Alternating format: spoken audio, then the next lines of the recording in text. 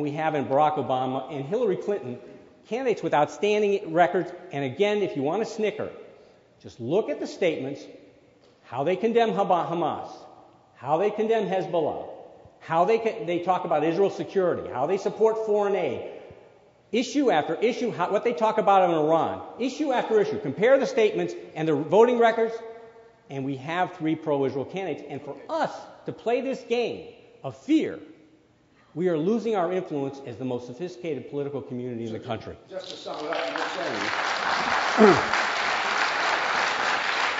just so it's clear in my mind, you're saying that the democratic Jewish American community should not feel concern about Israel with any of the 3 leading candidates for president. Actually, Mark, not.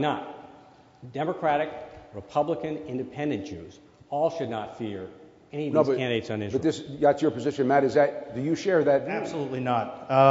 There is absolutely nothing the same between John McCain, who for the last 25 years has had one of the most incredible pro-Israel records, who understands to the core what the issues are at stake, whose very first trip to Israel 30 years ago was with Scoop Jackson, versus Barack Obama, who up until a couple of years ago was well known in the Chicago community as being a pro-Palestinian activist.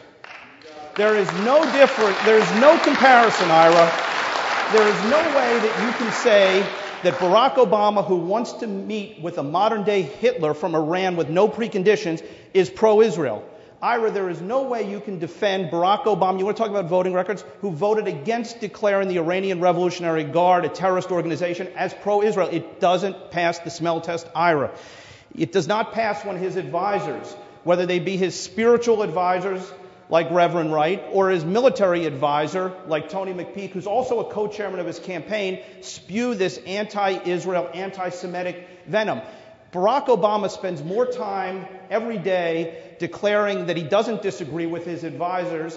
I often wonder which of his advisors he does agree with, because everybody he says he doesn't agree with who are his advisors. So the reality is you cannot try and marry Barack Obama and John McCain in the same mold, Ira. It doesn't work.